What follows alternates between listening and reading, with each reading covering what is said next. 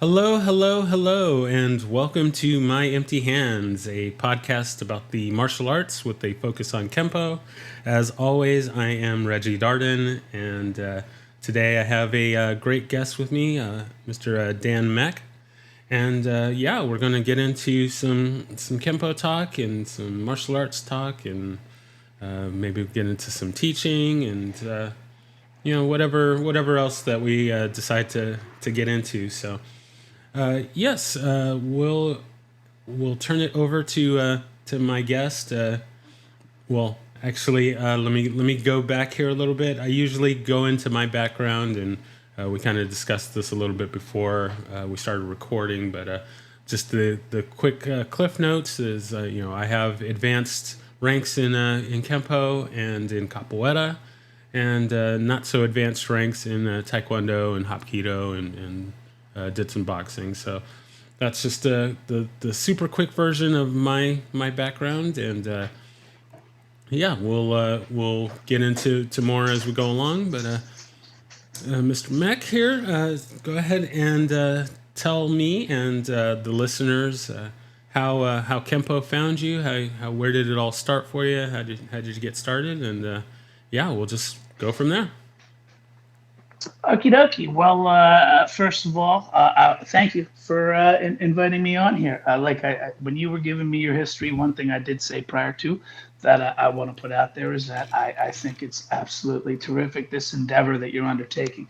Anybody who is willing to go out there and try and document Kempo in any way, shape, or form, get the word out, speak positive about Kempo, I'm all in, my man. I'm all in. And as we were just getting to know each other, one thing that anybody who knows me knows is that I am blessed with the gift of gab. So let's rock and roll. All right. So you asked me how I started in Kempo. So I will tell you this. When I was in fourth grade, I was your stereotypical case where I was the worst kid in class. I was the worst kid in fourth grade. I was the kid with the desk next to the teacher. I was the kid that had like parent teacher conferences when there were no other kids where their parents were coming. It was just Danny's mom had to come in and talk to the teacher, could be like, you understand just how misbehaved your son is, So that's where I was with that. And on top of that, I was lacking in confidence.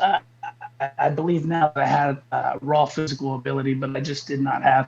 I was an older brother, I didn't have any real guidance as to how to do any of these things. So bullies had a tendency to get the better of me, and it used to drive my father absolutely bonkers.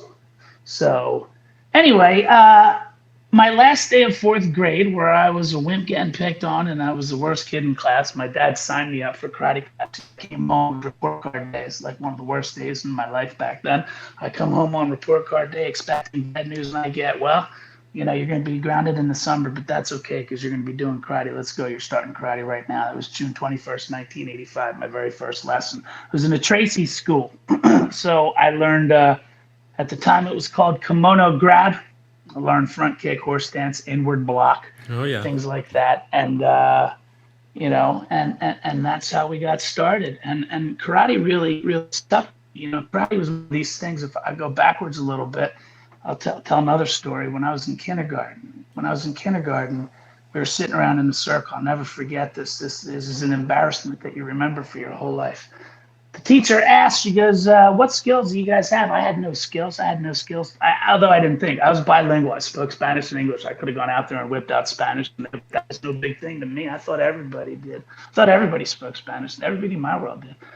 So I lied. I said I know karate, and I went out in the middle of the floor and I started busting out my moves. And I can just still, to this day, I'm 49 years old, I can still remember the feeling of going, they're just not buying it. So karate was always in me. I remember my friend said to me one day, he's like, hey, man, you want to come to this movie? Karate Kid. I would watch Karate Kid. It blew me away. I saw that movie 3 times in the theater.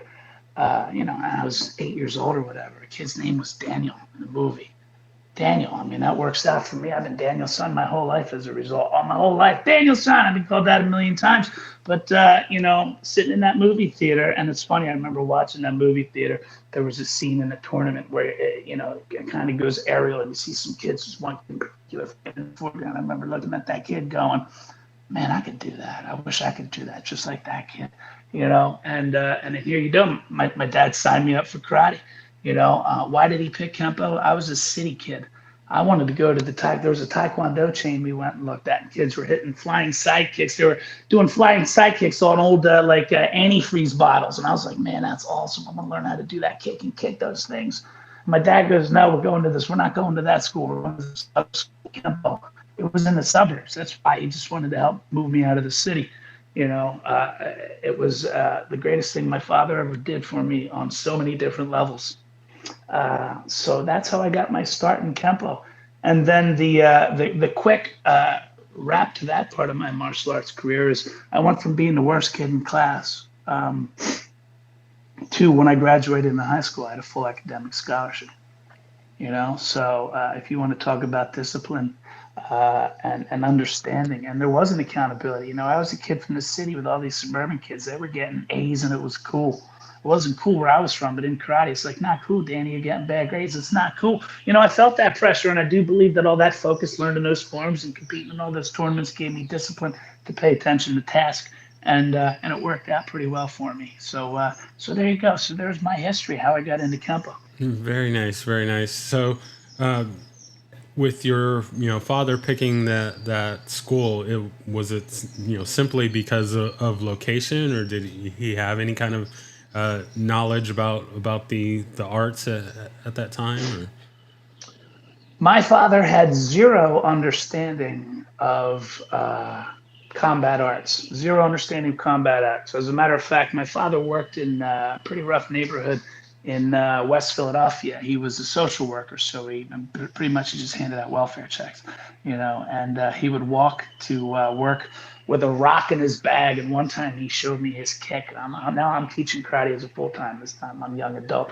And he's like, what do you think? What do you think? I have this rock here. What if I do this? And I'm telling you, I've seen a lot of sidekicks in my life, and this is definitely one of the worst sidekicks I've ever seen in my life. I'm like, Dad, trust me, just run, just run and make noise. Don't do it, just run and make noise. Because that's the polar opposites that he and I were, you know. I think I kind of took after my mom's side a little more, you know.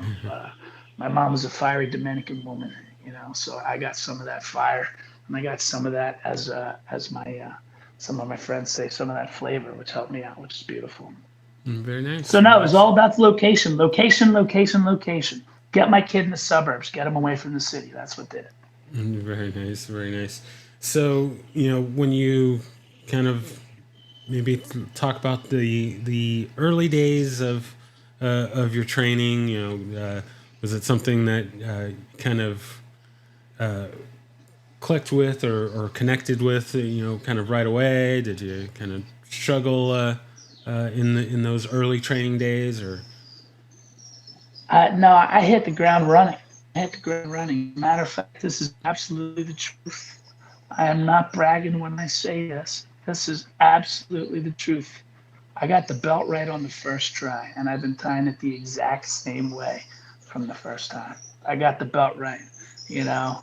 And on top of that, my birthday is the same birthday as Bruce Lee. I mean, it's like it's fate that I get into the arts. Yeah, and on top of that, if my dad was paying for karate, I wasn't going to do anything else. So I was doing karate 5 days a week from the time I was 9 and a half, the last day of fourth grade, to this day. I've been doing karate at least 5 days a week because I wasn't on. I'm paying for it. You're doing how many classes are there?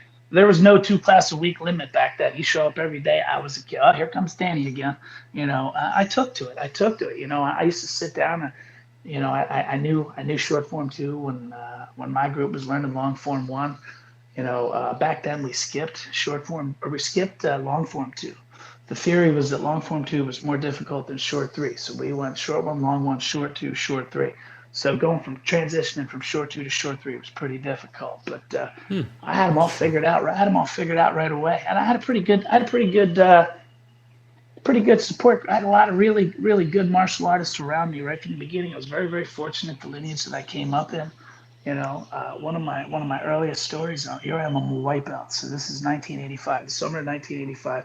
I'm doing short form 1. I'm practicing short form 1, and this old dude standing in the door. He's old. I don't know where he's from, but he's not from around here, and he's got an accent, and he's going, "Oh, yeah, very good, yeah." I'm like, whatever, dude, I'm a white belt, man. So I start doing. 2 days later, I see him in the back. He's swinging his collies. It was Remy Praces. Oh my.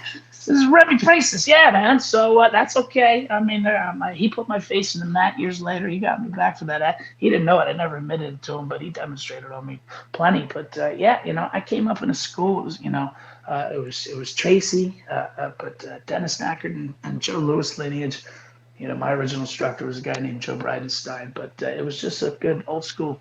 We switched over to Parker in '89. I met Ed Parker in 1989 as a junior black belt. So you're talking about long form 3. I watched Ed Parker teach long form 3. It's a true Oh, story. very nice. Very So, nice. as you can tell, as I'm turning 49 in a couple of weeks, I still am very passionate about. I'm passionate about it all the way around. All my closest friends are black belts. My wife's a black belt. It's Kempo's my world. Very nice. Very nice. And the Eagles. I know you said you're from Dallas. I just got to say the Eagles. I don't know if you're a Cowboys fan, but I just got to throw that out. I got to throw an initial bomb just in case you're a Cowboys fan. Got to represent. So yeah, no, I like it. So since you mentioned Remy Praces, so do you have any experience in other arts, or has it just been Kempo for you? Yeah, I do. I've trained in Kempo. I've trained in the Filipino arts. I've been to the Philippines twice, training in the Filipino arts. And then I've also trained in the Burmese style of Bondo. A man by the name of Mung Ji. There was an instructor in the area, unbelievable martial arts by the name of Ken Coral, who I trained. I fought on their team. Bondo Nationals. I fought on their team, and I used to train with my original instructor, Joe Bridenstine, and Dr. G were pretty close. So he used to bring Joe. Joe had some coin to him. Joe had some. That was back in the days, like I would wear Takedo gis because I worked for him. He would outfit me real nice, and his guy had to have all the knowledge, and they needed to beat somebody up. So there was plenty of times where he would bring Mung Ji in for private lessons, and it would be, two of us, maybe four of us, maybe like me and Joe and a couple of his guys, and we would train for hours and hours and hours doing Bondo. So I haven't done any real Bondo since the '90s, but Bondo had an amazing influence on me. It's a tremendous art that not a lot of people have heard of, and at least back then, it's kind of seemed to be the way they liked it, some type of a vetting system. But yeah, I definitely did that, and then my studio. It was big storefront, big window storefront, not mine, but the one I came up with. It was called American Karate Studios. In the window, it had United States headquarters of International Modern Arnis Federation. What's Arnis?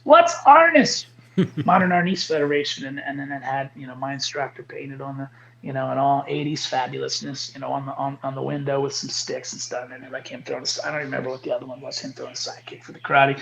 But yeah, so Filipino stuff, Burmese stuff, and Kempo stuff. Dr. Mangji told me a great story one time, if you'll indulge me. Of course, go ahead.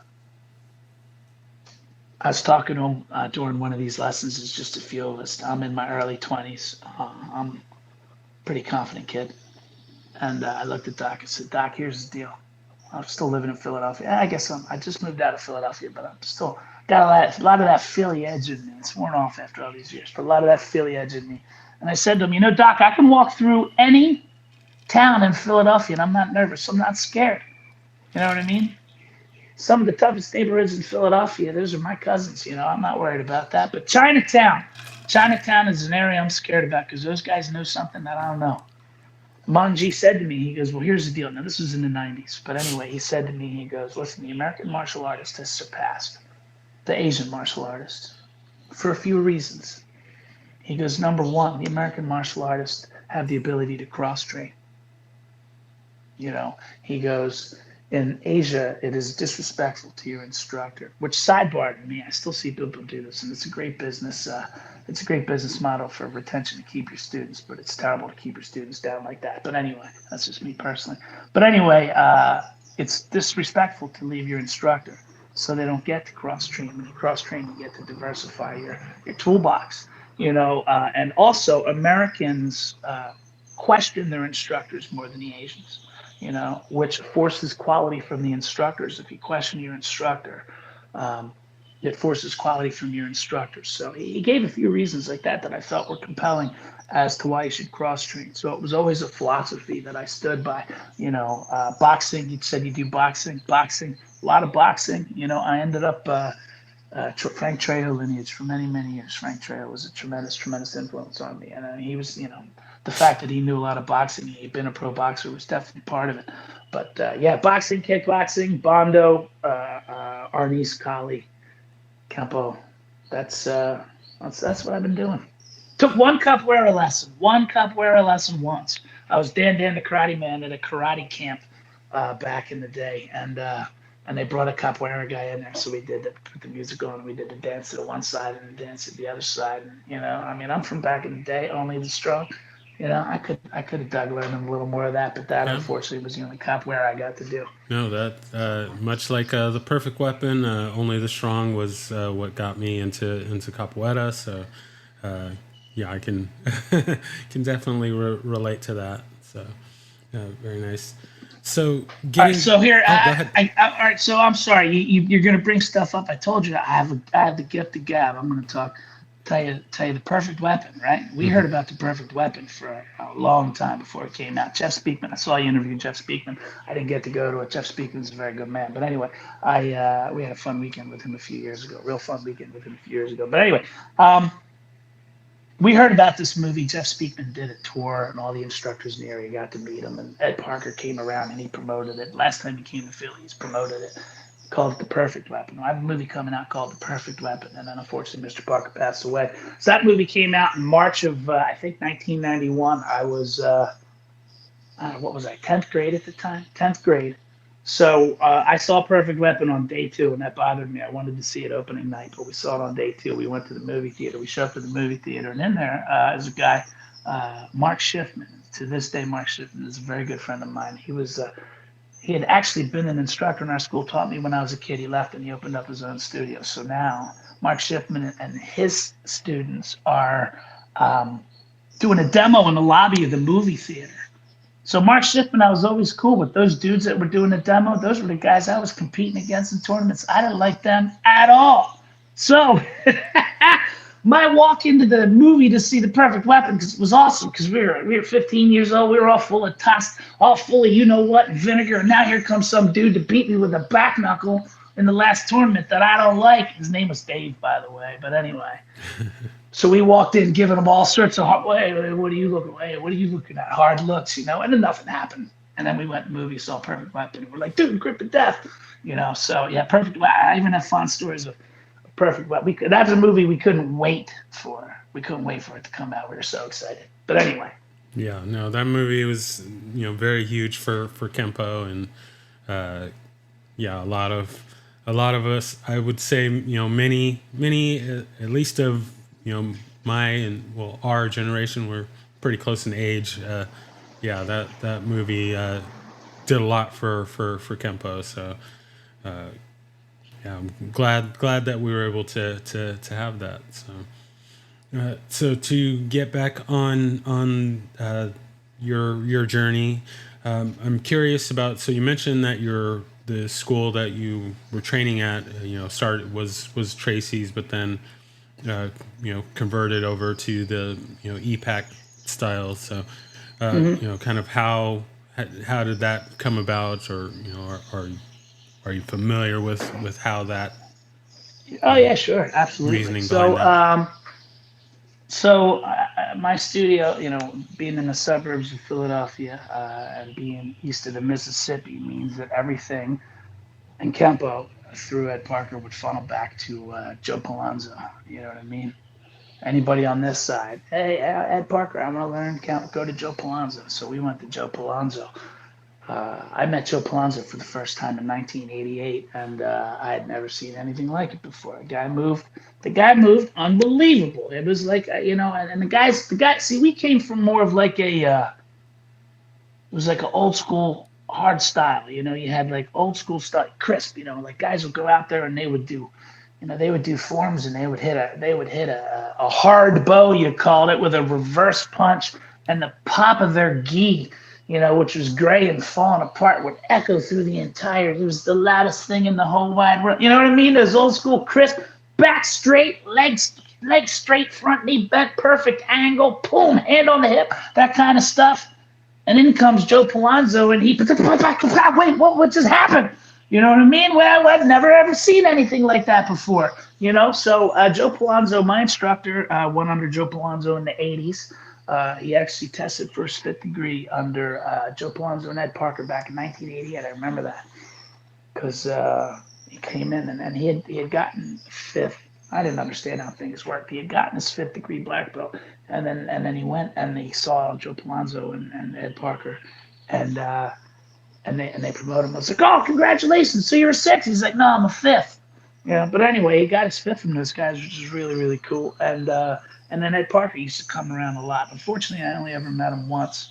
I was what was I, 15 when he died? I was 15 when he died. So unfortunately, I had other ideas like riding my bike and going to the movies and stuff like that, and seeing Ed Parker. But I did meet him once, and at that point, I had never heard Kempo like that before. He whipped stuff out, and I was like, "Oh, how did that? That was amazing." So yeah, late '80s. So here's the deal. So I'm testing for my black belt. I'm scheduled to test for my black belt February 1989. December 1988, my instructor comes in and goes, "Hey everybody, congratulations, or not congratulations. Hey everybody, I just want to let you know, effective January 1st, 1989, we're switching over to the Parker system." So all that stuff, this is not what he said, but this is what I heard. All that stuff you've been practicing for your black belt test isn't going to count. It's not going to count. So, but then some stuff was crossover. Headlock turned into grip of death. Heel toe horse stance turned into neutral bow. Hard bow became forward bow. Back bow became, the drill. Long kimono or kimono grab became long kimono. Snapping twig. Well, some of them stay the same. Snapping twigs, just snapping twig. So 89 is when we switched over to the Parker system. Ed Parker died in 1990. That's a story. I have a Ed Parker passing away story. I only met Ed Parker once. Right? I only met Ed Parker once, and but I mean, he was the man. I mean, everything. Ed Parker was everything. I remember when I met him, my instructor. I have a photo of it. I have a photo of my instructor introducing me. I was a new junior black belt. And Mr. Parker, this is Dan. He's one of our top students, something along those lines. It's like, and I'm looking at Ed Parker. I'm just going, man, this guy. He looks exactly like he does in the books because I had already read some of at least the first Infinite Insights I'd read up to that point. And I'd never met anybody famous before. I was kind of surprised the famous guy looked exactly like he did on the book. And then the next year, December 14th, 1990, was a studio Christmas party. And that day I get promoted to second degree black belt, and I'm co-instructor of the year in my studio. Me and this guy Larry got promoted. He was like my dad's age, So it was a pretty big deal for me. I went home. I ripped my assistant instructor patch right off my gi assist. I can tell you, December 14th, 1990 was the last time this man wore an assistant instructor patch. I ripped that bad boy on. Mom, I need some tape. Put some tape on my second degree black belt, walked in the karate studio on Monday. Now, at this point, I'm teaching karate. I'm getting paid $5 a class to teach. I was pretty good teacher, so I was looking forward to going in there and getting my due. So I kept walking in the door, new second degree black belt in the house. Didn't even do that champ then, but I was ahead of my time. New second degree black belt in the house. And the manager of the school, guy by the name of Sam Babidi, he stood with his head in his hands. And I instantly knew something was wrong. Hey, Sam, what's the matter? He looks at me and he goes, Ed Parker died. I was like, stealing my thunder, Ed Parker? Oh, man, nobody's going to care that I'm instructor of the year in second degree. But I was 15 years old, man. I didn't know any better. The influence that Ed Parker had on my life is greater than nobody else. And the greatest influence that Ed Parker had on my life is after he passed away. And we really started traveling, going out on the road and learning Kempo because, it was tough. It's the only way you're going to learn Kempo. You got to go out. You got to go find it. You can't sit in your karate school and wait for it to come to you. You got to go get it. And we travel on the road and we learn these techniques, But the first couple of years after Ed Parker died, these camps were amazing. You have, 300-person camps. Me and my training partner, Brian Saul, still to this day, our training partners. 1993, we'll be sitting there looking at celebrities. I'm not going to say the names, but some of them you've interviewed.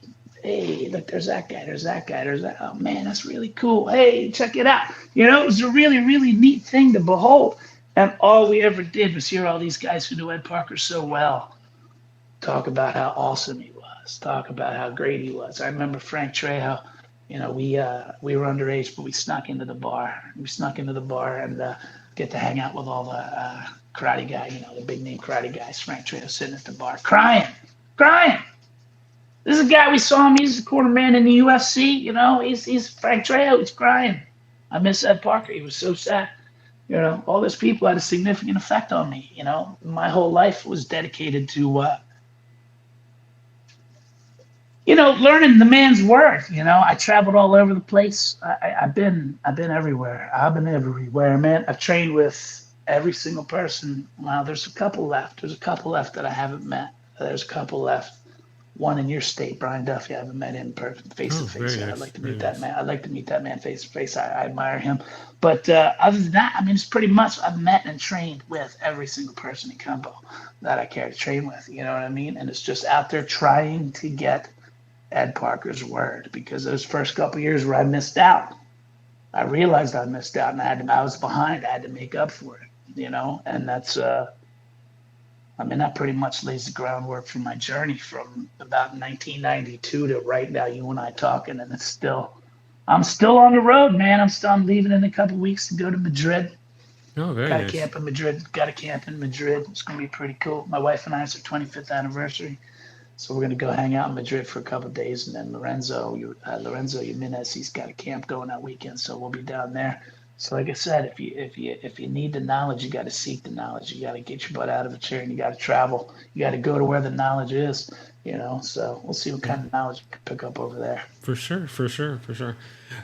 So to kind of get back, because I'm curious, since we have kind of a similar trajectory in that, he started in Tracy's and then moved to EPAC. When your school changed over, were you already a black belt at the time, or was No. So we switched over to Parker in January of '89. So I tested. I tested in if you did Tracy, I tested in Tracy in February. So I tested and did Tracy stuff. You asked me earlier if I had. Excuse me. You asked me earlier if I had if karate had taken to me. I will tell you that every test up to that point I had nailed. I had nailed every test up to that point. As a matter of fact, I was kind of catching up to other kids, and it was creating a little bit of a tension because why is he getting it? I passed a couple kids. I was pretty good at this stuff. I was there every day training hard, nailed every single test. And then you come to my black belt test, February 25th, 1989 is the day I tested for my black belt. Ric Flair's 40th birthday. I was a huge wrestling fan at the time. I had the Ric Flair drip going that day, but anyway, I did mass attacks. This is what made me think about it. I had mass attacks, Tracy Ford. The last time I really did mass attacks. I started facing the judges, and I ended with my back to the judges. I messed up somewhere. I missed some swinging gate or something like that. One of those transitions I missed. Oh yeah. And I ended up facing the opposite. Excuse me. I ended up facing the opposite direction, and I'm sitting there going, "That's it. I failed. I'm done. But my instructor's like, "Nah, I know you can do it. Let it go." So yeah, so I tested on Tracy, and then my instructor would give me lessons. We did, and I still do since 1989. I've been doing the same thing. I don't do the 24s. I've been doing the 15 system since 1989. 15 system. If you don't do the 24 system, you don't know, Kev. I would beg to differ. I've been doing the 15 system since 1989. It's still the same system I teach. So I've the first 10. That was the Joe Palonzo system at the time. My logic was that my logic in keeping it around is that that's what he was teaching when that Parker was alive. So for me, my logic at the time that was why I kept it. And now you just can't teach an old dog new tricks. But anyway, what would happen is I got my black belt and I would take a private lesson. All right, grip of death. That's headlock.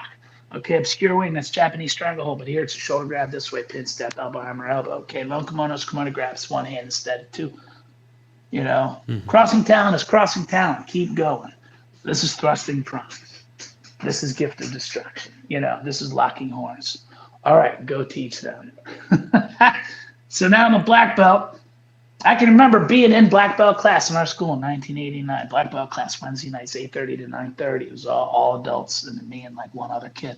And these guys all black belts. They couldn't believe backbreaker. They had made black backbreaker was on the blue last technique on the blue belt list. Um, Backbreaker just going nuts doing that kind of stuff. So we kind of sped up, learned it quick, and then had to turn around and teach it, which I think that helped. Teaching it helped because Oh it yeah, for forced sure. us to practice. It forced us to practice it. But we most certainly were at a bit of a handicap when we started, running with the Ed Parker crew. With the Ed Parker Kempo crew, like WKK specifically. We go to WKK and some of the pure Parker guys would look at us like second class. Oh, you piece of garbage, Tracy people. You don't know.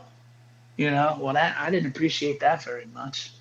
That helped motivate me to travel as well. So we were operating at a deficit, and you know, we had to try and catch up. A lot of good guys that we had to catch up with. Jamie Seabrook, you interviewed him. Jamie Seabrook was not an example of a person who was not pleasant. By the way, just the way I said that, I don't want that to sound. Jamie Yeah, Seabrook. no, Notice he he's was the first name that came up after I said a lot of good guys.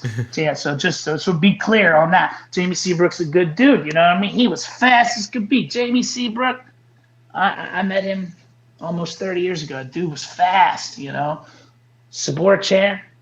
Everybody knows me and Sabor Chan. We hang out together all the time. That dude was insanely fast. Other guys back then, Mark Lawler and Brian Thomas and Steve Arsenault and a lot of good guys on that demo team. Guys, a lot of names. If people I'm forgetting, but if people names, not Dan Donfra, of course. Dan Donfra was on the demo team. And a lot of good dudes on there. But we had to catch up because we didn't know. So we had to work doubly hard to pick up the techniques, and we did. It was my motivation to have. I'm not going to say I had the whole system down, but I could do every technique in every form from step one to step whatever it needed to be by the time I was, I don't know, 23 years old, 24 years old, something like that. Just getting on the road, and I've been modifying it ever since. I took a lesson with Huck a month ago, and guess what? I'm wrong. That's what I took from it. I'm wrong. yeah, no, So it's yeah, it's all so there's about that. the continued learning there. So just wanted to get on one other part of this before we move on to another kind of topic. But when you were doing this switch over and you're teaching the Parker techniques, did were you did you just kind of straight teach them, or were you saying, okay, well, in the we're doing the kimono grab, but now it's this, or did you Oh just no, straight? we're Parker people, man. No, we're not. We're not garbage Tracy people like everybody looking at us. We're keeping up with the Parkers. There's no used to be. Well, all right. I'm making jokes. Here's the truth of the matter is that after a while, once we learned the Parker techniques, and we taught them straight up. We taught them straight up. Then we would kind of use it as a flex. For those in the room that are Tracy people, I'm like four people. Yeah, man. This used to be drawbridge. This used to be headlock that Okay. kind of stuff. So you would throw that out there, but no, in our studio, absolutely not, absolutely not. We had a picture on the wall of Ed Parker. We had a picture on the wall of Remy Praces, and then we had a picture on the wall of Gitchin Funakoshi. I don't understand why. We did one of the Shotokan forms. We did a little Shotokan. I guess I should throw that out there. Oh, My very instructor nice. went to college, got a black belt in Shotokan, so we dabbled in some Shotokan forms back in the day. We actually, up until I left that school and went out on my own, we taught the first Heian form, Heian Shodan. We called it Heian 1. We taught that before short form one. Transition number 3 in short form one is way tougher than any transition in all 22 of the first Heian form in the Shotokan system. And that was the logic. So we taught it. We taught that first. But other than that, we were straight. We were straight Parker. Straight Parker. Very cool. And then one other thing with that just popped in my mind. So when there was this announcement that there was going to be this transition, was there dissension in the school? Were there students that had been training there for a while that were like, you know what, I don't want to have to learn all this new stuff, or did everyone just kind of just go with it, or was there? So, well, that was 35 years ago, so it's a little foggy, but I don't really remember that. I was one of the younger ones. I was one of the kids that was getting, I was one of the kids that was beating up all the kids in the kids class, so they put me in the adults, and then all the adults would beat up on me, So I was, a kid standing there swinging upwards in class, so they didn't really talk to me too much about that back then. Back then it was cover your ears. Yeah. So we didn't hear too much about that stuff. But I don't really remember. No, I mean, no, because we switched to Parker in January of '89. I have a photo of us in a group picture with Ed Parker in May of '89, and they were all there. Okay. They were all there. Okay. So Sounds yeah, good. so it was. I mean, you're leveling up. You're leveling up. So. Right on. All right, so let's move to the teaching side of it. Can you talk about your early experiences teaching? So, just for the listeners, and we discussed a little bit about this before recording. I am, even though I taught capoeira for many years, I am new to the Kempo teaching side of it, so I'm interested in hearing kind of any stories you have about your early time in teaching that you can recall, So I'll take you on this journey, and you'll see why I'm saying this. This might not necessarily be the story that you're expecting to hear, but this is the story I'm going to tell you. This is the truth. So back in 1994, I was running a karate school full time. That was my job. I was running a karate school full time. I was the head instructor, and the instructor there was he was pretty much an absentee kind of guy. So I was the show. I was running everything. It was great. I loved it that way. He was out of my way. I'd sit in the big man's chair and teach and all that kind of stuff. Now, by this point, 1994, I had been teaching for 5 years. I started teaching in the late 80s as a young kid. Young. I was young. I was 13 years old. Danny, go teach them short form one. Danny, go teach them. I can remember a very, very, very early memory of me just when I first started teaching class. And there was a kid I was 13, and a kid running the class, Rob Lublin. He's like 17 at the time. And I outranked him, but he was older than me, and he ran class, so it infuriated me because he made me take class and I didn't get to teach. So that was what my level of maturity was when I first started teaching karate. So we fast forward to 1994. I've been taught all through high school. That's how I made money. I got paid $5 a class. I taught all through high school. That was my teaching thing, I went through a phase where I didn't even train, really. I just showed up, I taught, got paid to teach, and left. I didn't train for a couple of years. That happened to coincide with, if you remember, I told you that I used to beat up all the kids in the adult class. I went to the adult class, and the adults used to beat me up. Well, back then, nobody cared about kids. So when I'm saying they used to beat you up, they used to beat you up. So I was like, I think I'm going to work on forms till I get a little bigger. And then I reemerged when I had, eaten a few bowls of mashed potatoes. I took this supplement called Joe Weider's Big. That stuff works great. I'm 49 years old and still putting on weight, so it was pretty effective. But anyway, so 1994, I'm running the karate studio, and there's this girl that I'm absolutely in love with. Right? And she was in love with me, and but we were in that phase where we We didn't admit it. We were friends. We used to teach together and stuff like that. We teach together and stuff like that. She was a green belt. I was a brown. I was a black belt. And so to find an excuse to hang out with her on a regular basis, I would give her free private lessons on Sundays. Give her free private lessons on Sundays. And what I did in those private lessons is I would have her. I mean, I was above board. I was above board, you know. And at this point, I should tell you that that same girl, she put the floral arrangement on my. I know this is not a visual. She put the floral arrangement on that table there. We ended up getting married, and we've been married for 30 years.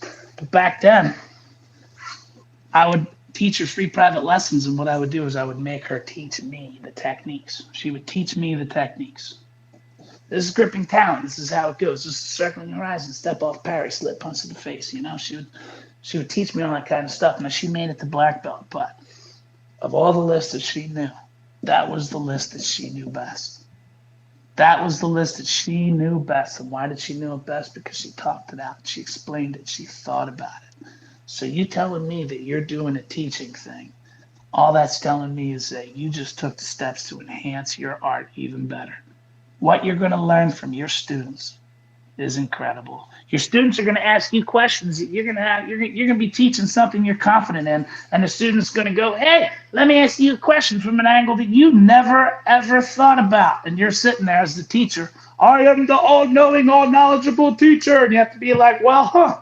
And that's something. We're going to have to work this one out." You know, but the thing is that with this material, you could keep teaching the material, and all of a sudden, it's been a long time, man. It's been a long time since I've gotten a new question. Every now and again, you get one. You go, "Hey, man, good question. I never thought of it that way."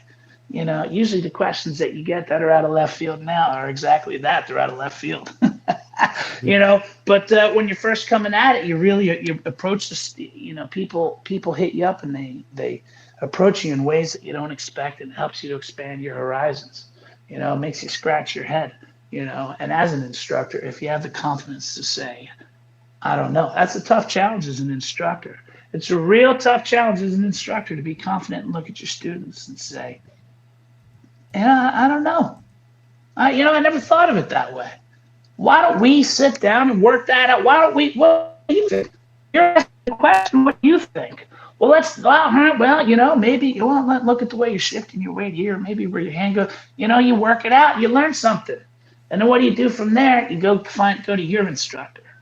Go to your instructor and go, "Hey, man, this is what we were working out. This is what I did with the students. This is what we figured out." Your instructor will go, "I asked the question a million times, and this is what I came up with." And that's the process. So that's really the thing. My thought process on teaching, is it's a great way for you to constantly review the material. Man, how do you remember all that stuff? I teach it all the time. I teach it all the time. At this point, I have series I have lessons within my lessons, and these lessons are called, "If you learned this technique from me in 1996, you did it this way." And then the students all do it, and they look at me because they had the benefit of all the knowledge of all the years that I've been training. So they're catching up to speed a lot quicker than I was as I was learning the stuff in my journey. And they look at me like, "That's the way you used to teach that? Man, that's ridiculous." So I'm like, "Yeah, well, that's what made sense to me back then." You know? But then, like I said, you go back out on the road, you find a teacher teaches you, you learn, and you keep moving. So I don't know if that's the answer you were looking for, but that's my thought process on teaching. Yeah, that's good. I like that. I like that. So before we head to our lightning round, there, can you talk a little bit about you have the international brotherhood Kempo? Can you talk a little bit about that and Yes. Yeah. The brotherhood is. So in order to talk about the brotherhood, you got to go back to the WKKA. Back in the WKKA, WKK had this demo team, the WKK demo team. And like I said, a lot of quality guys that are out there. Now, at the time, the joke was that we had this WKK. It's the great WKK demo team, and we worked all the WKK events. We just did demos for WKK people. We never really materialized into anything else, But the thing is that the guys on that team were some good Kempoists, and to this day continue. I named some of them already, you'll see there's some of us from time to time, you'll see the red plaque in the background with the WKK demo team with the members and stuff. Like you see some of the names. Oh yeah, that guy was. Oh, I know that guy. Oh, yeah, I heard of that guy before. But anyway, yeah, due to political purposes, things don't always stay the way they were, the way they are. And there's a bunch of us out there that were what I would like to call free agents. We were affiliated with an association, and now all of a sudden, for whatever reasons, we're no longer affiliated. I remember I got a report after I got the boot that Mark Lawler had said to a guy, Tony Forty, who was around back then. And Mark Lawler said to him, he goes, there's 3 people missing from this event right now: Sabora Chan, Dan Meck, and Dan Donfro. This is a story someone told me a long, long time after I had been kicked out. Hey, this is what they're saying about you. So it's very, very heartfelt. So, you hear that and you can kind of see it. If you look at the brotherhood, you can see those are the roots. So we all kind of went our separate ways. I had gotten very soured to the Kempo world and all the politics. I did what I believed was everything right, and I was not rewarded for it. I was punished for it, which at the time was very, very scary to me. I didn't know what to do. I was all by myself. You know what I mean? That's where Frank Trejo comes into play. But anyway, we still kept in contact, and it was good timing. We were kind of in that period where we were all having kids. So it worked out well. We all kind of had kids. We kind of all went our separate ways. But, like I wanted to. I'm like, here we go. You're talking to me, so I'm going to take as much credit for this as I can. I really believe that I was the one who helped bring the band back together. Now, I wasn't necessarily the one with the vision, but I was like, hey, guys, let's hang out.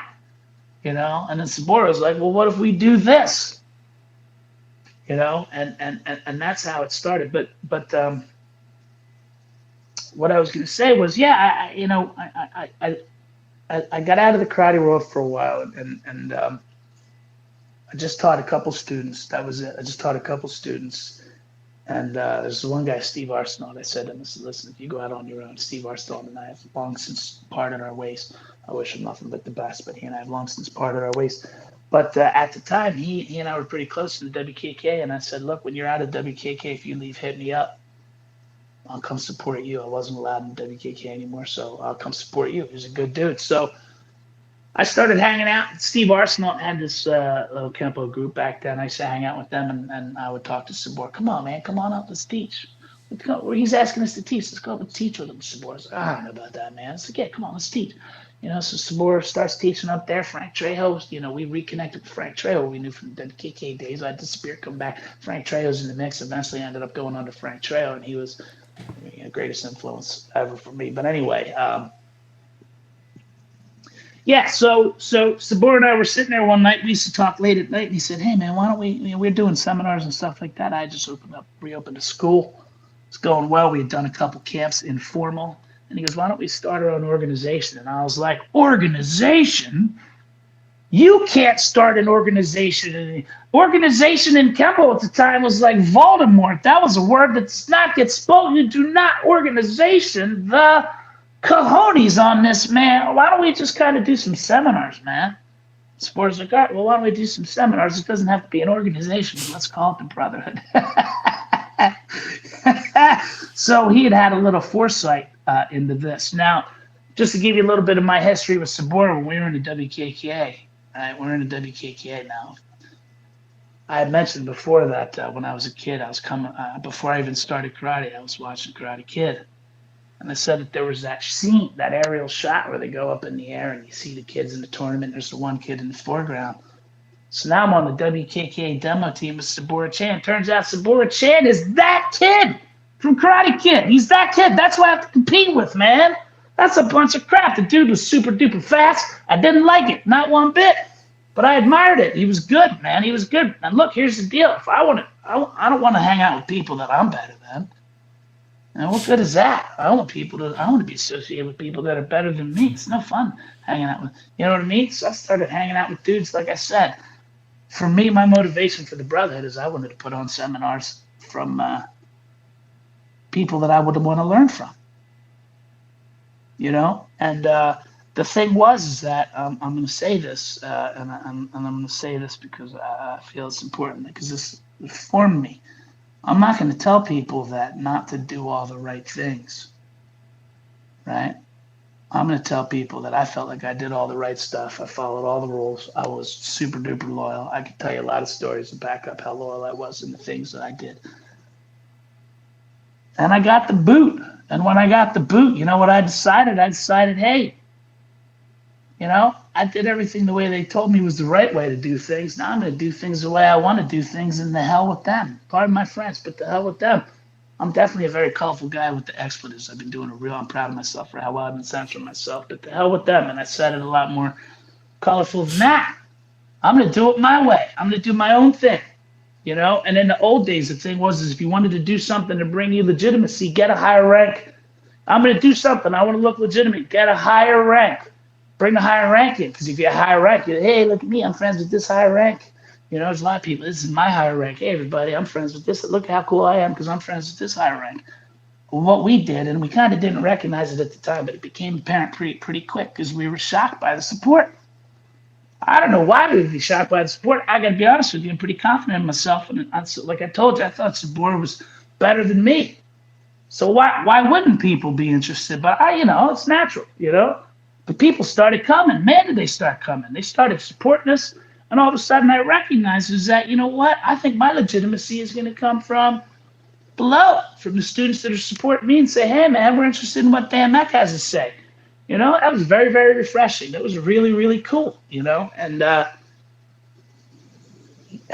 yeah, it's pretty neat. It's pretty neat experience to have. When you run events and people are getting on planes and flying to see you,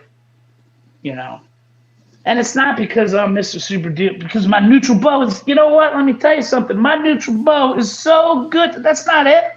You know what I mean? It's in the name. It's the brotherhood. Come chill. What association you? I don't care. You do Kempo? Yeah, you're going to be cool. You're not going to be a jerk. You're going to be a jerk? You're not going to be a jerk? All right, come on in, man. Let's hang out. It's a whole bunch of not jerks hanging out and doing Kempo and having fun. That's what the brotherhood is. That's what should be our tagline is. We're a bunch of guys that aren't jerks. We just like to hang out and have fun. If you're going to bring a bunch of drama, get out of here. Drama is what did before. When we had to deal with drama and politics, look at politics. I'm not going to get into it. You understand? Everybody hears politics, and all of a sudden the rear ends pucker. What if we have no politics? It's just Kempo, just train. We caused some drama a couple of years ago because we posted a picture, and what we did is that this event, we had all these different lineages, and they happened to be represented on the back of their shirt, the back of their gi. So we posted, bing, bang, bing, bang, bing, bang, boom. There might have been a Brotherhood logo in there too. There probably was. You got to be smart with marketing and all that crap, but that's not what it was about. It was about the fact that, look, we're all just cool, man. We all want to train. That's the purpose behind the roundtable. The roundtable that we did, that was really awesome. Anyway, real quick, going back to to finish the Brotherhood. So Sabora hits me up. He says, let's do this. And we had a few different iterations of the Brotherhood over the years when we were kind of trying to figure ourselves out. I will stand that every single person that ever represented the Brotherhood as an instructor, I truly believe that they have something to offer to the Kempo community. Some of them are really good. But anyway, point is that sometimes personalities don't work out. I'm not saying that these guys were jerks. I'm just saying sometimes personalities don't work out. I had a conversation with Larry Tatum. I will tell you this. This is a 100% true story. I had a conversation with Larry Tatum, just me and him in the car. Just me and him in the car. And I said, we're starting this thing called the Brotherhood. And he goes, you guys aren't going to last. That's what he told me. It's the truth. You guys aren't going to last. He goes, I've seen it a million times. Your egos are going to get in the way, and it's going to fall apart in a few years. Well, I'm talking to you about almost 13 years later. And not all the iterations of the Brotherhood lasted, and there's definitely been some bumps along the way. But in the end, we have our core crew, myself, Sabora, Angelo, Dan Donfro, Brian Saul, Dave Gigliotti. We're really the core. We're really the core. And if you dig into that, you have different lineages right within there. You know, we all have our crews, and then some of us will go back to other crews. You know, Dave Gigliotti is very, very active in the IKCA. We're very friendly with the people in the IKCA because you know what the IKCA is? A group full of people that aren't jerks. They're all good people, man. They're all nice people. They have a great attitude. Dave Gigliotti is a spectacular person. You know what I mean? And he's part of the crew. So that's really the heart of the brotherhood, you know. And then you have the people that support us, you know, people that are always around, Laura Eckert and Paul Bulk, the Schenectady crew, Jeff Blay, those guys, you know, they're always training, Cheryl, and you know, there's just there's a bunch of people all over the place down in Deerfield, Alex's crew, all those guys, you know.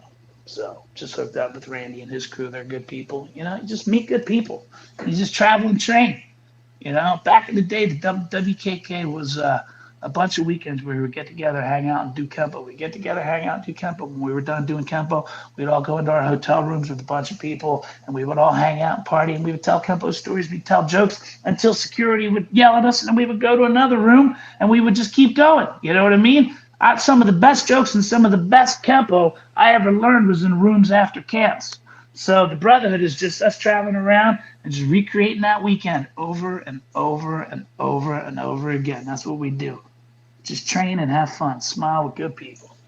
Very nice. Very nice. I like that. And let me just say that if I forgot anybody, I apologize if I didn't say anybody's names. I'm just kind of operating, shooting from the hip here. So people tell me that I'm a good storyteller. I got some stories that I'm used to telling that I have owned. This isn't one of them yet. But anyway. Right on. Well, we'll definitely have to get those stories in part 2 and 3 and 4 and as we go along. But let's move on to our lightning round here. So I've got a few questions for you. So first one being, do you have a favorite technique? Do I have a favorite technique? I would say that my favorite technique switches. You know, snapping twigs was my favorite technique for a while. I would say, you know what? Here's the deal. I would say right now, my favorite technique is a series that we have in my studio called the Pete Townsend series. So we call it the Pete. You know, you have family groupings. Well, there are special family groupings in the Dan Meck lineage that don't get out there. This is one that'll get out there. We have the Pete Townsend series. So Pete Townsend was the guitar player for The Who, right? We don't give food again. And he would swing his arm all the way through, and he would swing his arm all the way through, just like deflecting hammer, just like defying the storm, just like hooking wings, just like snapping twig, just like the treating pendulum. All these techniques are doing the Pete Townsend. So that's my favorite group of techniques right now. As far as a favorite technique is concerned, I can't say I do. Maybe crossing town. So versatile. All right. Good answer. I like it. All right. Do you have a favorite? Too fast? It's the lightning round. Should I be quicker? It's the lightning round. No. Should I be like one word? Boom! No. I just kind of picked that for now as a way to. I don't know. That's just the name that I decided on for this part of the show. May change later on, but we'll see. I like it. I have a lightning round in my garage, right? Too. I have a lightning round. But anyway, go ahead. What else? What do we got? So next question is: do you have a favorite form and or set? Favorite form and or set. So short 3 is the only form I won first place with when I was a blue belt when I was about 12. That's the last time I won forms. Very nice. So short 3 for that reason. Very nice. I like it. Right. Next question: if there was anyone that you could train with, living or dead, fictional or non-fictional, who would that be? I mean, fictional or non-fictional. I should say besides Ed Parker. Since this is a Kempo show. Well, besides Ed Parker. I get to meet Parker. But definitely would have trained with more. In terms of lives, no. Before as soon as the question came out, the first thing that popped into my mind was Damien Asada. I've never met that man, and that's a man that I really, really wish. And I've almost caught him a couple times, and it just didn't seem to work out. And I know he's getting up there in years, but I hope to meet that man because that guy's unbelievable. Fictional, fictional. Who would I want to train with? That'd be fictional. Yoda, no question, Yoda. Very nice. Very nice. Very nice. All right, and then our last question, and this is kind of a newer question for the show, and I'm still kind of workshopping it. But do you have a recommendation, a martial arts recommendation? So this could be the parameters of it is anything. It could be a book, a movie, a video game, a school, a teacher, just any martial arts related recommendation that you would want to throw out there for the listeners and myself to seek out. Something tangible, or something tangible or philosophical, or what do you mean? Anything you want. Keep it open. I can't stress the importance of practice. I can't stress the importance of practice. I tell my kids a story. I say, I want to tell you guys about knowledge. You come into the karate studio and you acquire knowledge. And then you leave and you bring that knowledge home with you. But here's the thing is that knowledge gets lonely. And if you don't entertain that knowledge, if you don't spend time with that knowledge, if you don't play with that knowledge, it's going to get bored and do what? Zip, right back to the studio. So now you got to come to class again. And now you got to try and catch that knowledge again. Right? And you don't know. I mean, that piece of knowledge might not come back again for a while. So when you get a piece of knowledge, you need to go home and you need to entertain it. And don't let that knowledge get lonely, because if that knowledge gets lonely, where's it going? Right back to the dojo, right back to the studio. All right? So keep that knowledge well entertained. Very nice, very nice. All right, so we are now at the our final part of the show here. So now is your time for shameless self-promotion. So you can plug anything you want, or just say anything that maybe we didn't cover. Just anything else that you wanted to put out there. You have the floor, and we'll close out with that. Shameless self-promotion. Look us up on Facebook if you're not already. Find us on Facebook. As a group, the International Brotherhood of Kempo Karate. We got a page that's pretty active, and again, no jerks. We don't do that. We shut that down. Somebody posts something online, and immediately people are like, "Dude, you're neutral, bosa, gone." None of them here. We don't have time for that crap. You know what I mean? We're not clappity clap. Everybody gets a trophy, people either. But on the internet in front of the world isn't the place to say that kind of stuff. So our page online is a nice positive page where a lot of people share. There's some good knowledge on there and just good basic general stuff. And then we're pretty much done for the year. But we do seminars throughout the year. We have Madrid coming up. It's just outside of Madrid. Lorenzo Jimenez is the person to contact for that. Next year we have. Pretty sure we have Deerfield, Florida in February. That's what we've been doing every year there. And then we have the WKK camp in Maryland, which will be in the March kind of area. June, I'll throw a plug out. Usually Dave Gigliotti up in Connecticut brings Chuck Sullivan in, and we usually do something with those guys up there. So that's not set in stone yet, but we do that usually every year. And then Dan Donfro in Dartmouth, Massachusetts in the fall. And then also Randy Kuhn down in Orlando. So we're down there in Orlando, and we haven't been out to California in a couple of years. So there's some rumblings about a California camp maybe happening, and there's some other things on the horizon. So we're always just looking to get together and train. We're just always looking to get together and train with people. I'm available if anybody wants to hit me up. You can reach me on Facebook, facebook.com/Dan Meck, or you can email me, danmeckkempo@gmail.com. If you email me, I'll get back to you within a month. If you hit me up on Messenger on Facebook, I'll get back to you pretty quick. Reggie, you can attest to that. I got back to you pretty quick, So hit me up on Facebook, and yeah, that's about it. That's about it. That's all we have. So I really appreciate you hitting me up and giving me the opportunity to come on here. Like I said, I think it's great what you're doing. I'm very much open to another one of these. If somewhere down the road you're stuck, I had who was it? I almost said Peter, not Peter. Frank Soto. Frank Soto, good dude. Frank Soto's doing real good work. Frank Soto's doing real good work. I don't know if you've seen any of his stuff, but he's out there. He's kicking butt. And he had a time once where he had a guest cancel on him, and he hit me up. He's like, "Hey man, can you come on?" And I came on, and it was myself and Damian Abbott from England. We came on and just kind of did an impromptu thing. So yeah, man, I'm definitely now that I'm on your wavelength, I'm going to pay attention. I have the Apple Podcast app, so I will listen to your podcasts, and I'm a fan, man. I'm a new fan, so I salute you, and good luck with your long form 3.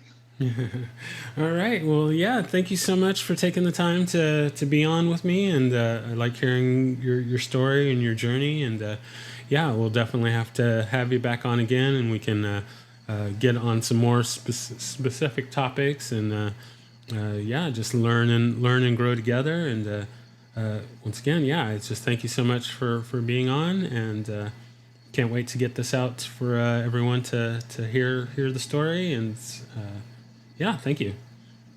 Good deal. Thank you so much. I salute. Boom. Thank you for listening to My Empty Hands. If you enjoyed the show, please share it with a friend. If you didn't enjoy it, please share it with an enemy. If you'd like to be a guest, or if you would like to recommend a guest for the show, please email me at podcast@talkingkempo.com. Thank you.